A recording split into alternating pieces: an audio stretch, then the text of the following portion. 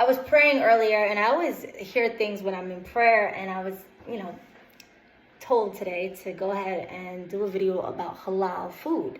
What is halal food? Halal is, in translation, Arabic for permissible by Sharia. Sharia means Islamic law. Why are Muslims told to only eat halal? I am plant-based. I eat a plant-based diet. I don't do dairy. I don't do meat of any kind.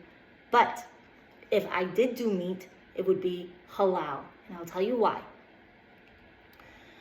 One of the reasons that I decided to turn vegan was I was watching, these videos, and it was a process. My friends, some of my vegan friends, it was actually, I remember this day, I was getting my hair braided by a beautiful sister who was also plant-based. And she was like, girl, you really just don't want to be eating chicken or eating meat at all anymore. And while she was braiding my hair, she put on this video about the inner workings of a slaughterhouse. And I was terrified. The living conditions of these animals, literally the animals residing in fecal matter, animals being chained, treated like just terribly branded. Many videos, the animals had their sexual organs hanging outside of their bodies, because when you deal with a system that puts profit over people, it's a matter of mass producing. So they want to get as many cows, as many pigs, as many animals as possible. So rather than the natural mating process, they do like an artificial insemination process, which is basically like a sperm, like a tube full of sperm that they're sticking, like constantly like penetrating these animals and just like inserting them with all of this sperm so they can mass produce. And these animals are sobbing. You can hear them sobbing, and people are like, this sounds really, But guys, if you have a dog, you know that dogs develop an emotional attachment to their owners. You can hear a dog cry. You feel a dog. When you come home, if you're the owner and that dog is jumping up and down and all excited, what is that? What is that? That means that the dog is happy that you're home. So if a dog feels emotions, and a dog can sob, or when a dog's happy, or you give a dog a treat and it's jumping around or whatever, that other animals can feel emotions. And so these slaughterhouses are just the conditions. I mean, there's flies everywhere. There's literally, like, some of these animals have patches where they're just, they have like open sores and open wounds, and you just see all of these, like an infestation of like different like parasites feeding off of these animals, their wounds, and like you see these animals with like one limb, and like it's just very, very, very, very terrible living conditions. So that stuck with me. And I've watched other videos like where they're milking the cows, and the cow's milk is actually pink when it comes out because it's a mixture of blood from just being, it's not that the natural process where a baby cow is sucking on the milk naturally. It's being milked by a machine, and the machine doesn't stop because it just needs to be mass produced. So it's coming out pink because it's mixing with the blood of a cow, and then they filter it and they dye it, and that's the milk that you're drinking. That's your cheese, that's your sour cream, that's your dairy. But understand, like, this stuff is really disgusting, and it's also very inhumane. You go to these slaughterhouses and you just hear weeping animals, just weeping and weeping and weeping and weeping. So it's really, really bad. These animals aren't being treated right, which is why I say, if you are going to eat meat, I promote a plant-based lifestyle. And it was a little bit of a difficult transition because I used to play a lot of sports, and I was recommended by my doctor that because I was very anemic, that I should primarily be doing red meat and greens. So my diet should consist of like steak and collard greens, or like a spinach salad or with steak, or like lamb chops with kale or something like that. Like that should be my primary diet. They said liver was really good for me, eat like a lot of liver. And so it was an adjustment when I decided to go vegan, because I did not know how to supplement the iron, how to supplement all of the things that I needed to be energized. And even at times I do feel like I have to, I do take iron supplements, and I do have to feel, I do have to take other supplements in order for me to stay energized. And so when I was playing a lot of sports, that was one thing that I was very cognizant of eating, my greens, my leafy vegetables, and my red meat.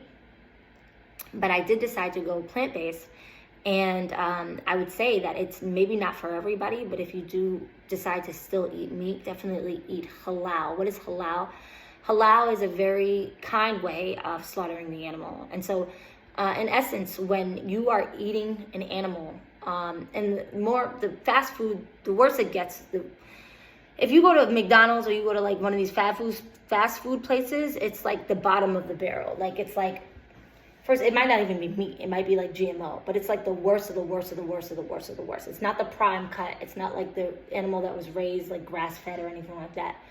But even the grass-fed ones, you can't vouch for the way that they were slaughtered.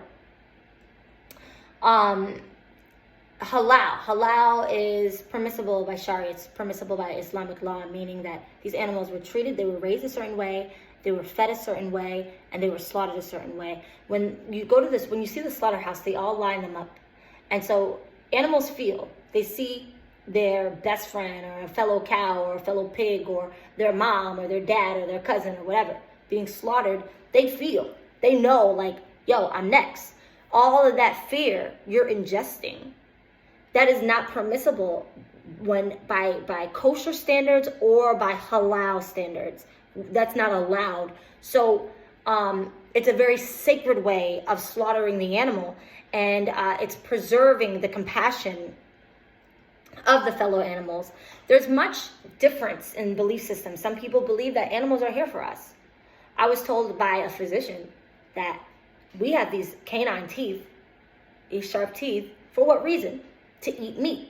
I said, nah, there's got to be another reason that we have those teeth.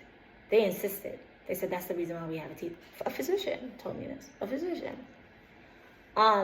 Who knows, right? Some people say, well, because of the harsh winter months and things like that, you're not going to be able to find a warmer material than a cashmere or a lamb's wool or a leather and things like that. And when you get into fashion, the distressed cowhide can provide a lot of comfort when you're from a city like mine or a town like mine up in Connecticut, where you need some insulation. But I believe that we've become technologically advanced enough that we don't necessarily have to kill animals in order to have warmth.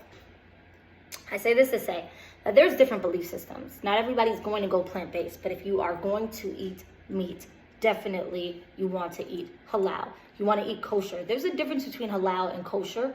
The standards are relatively similar, but halal is basically, they have an Islamic prayer, and kosher is a Jewish prayer. Growing up in Connecticut, I'm from a town called Avon, Connecticut, which is a suburb. It's about 30 minutes from Hartford. Hartford had a huge West Indian population, St. Lucian, people from Guyana, Jamaica, you name it, all parts of the Caribbean. And I love them because culturally, my mom being Liberian, it was very similar. And so I used to drive, when I first got my car, 16 years old, I used to hop in my Ford Escort and head to Hartford because I grew up in a suburb where there wasn't like that much culture, but just 30 minutes away there was culture. And I used to sneak out and I used to go chill with the Shatas in Hartford and be doing the dirty wine at the West Indian Social Club, as a young knucklehead, drinking illegal rum, as a young knucklehead in high school and whatnot. But one thing that I did love about the Rastas, and one thing that I do love about the Rastas, is that, the Rastas eat, for the most part, very clean. And they don't, similar to Jewish people, you know, and I'm making a generalization because I know that I've met Jews that eat pork. But some of the real hardcore Jews that I know that won't touch pork, won't touch scavengers, won't touch, are similar to the Rastas in the sense that there's only very specific fish that they eat. I was a pescatarian for a while. It worked for me, but like I said, the plant-based lifestyle is what I'm sticking with. But the reason why they won't eat shellfish is because, unlike Islam, in the Jewish faith, it is not permissible because it is considered an unclean animal. That's the crab, that's the shrimp, that's the oysters. These are the lobsters. Even though lobster may be considered like a delicatessen or whatever, when you go to like a nice place, it's actually a scavenger. And my friend who's hardcore vegan, made me look at shrimp in another way when I was still pescatarian. And he said, a lobster is just a big shrimp. If you look at its like tentacles.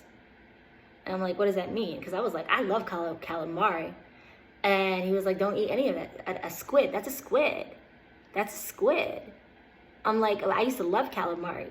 But he's like, squid, crab, lobsters, shrimp. Shrimp are the cockroaches of the sea. He said, you throw a dead body in the sea, a shrimp will eat it. So scavengers, their job is basically to clean up the ocean.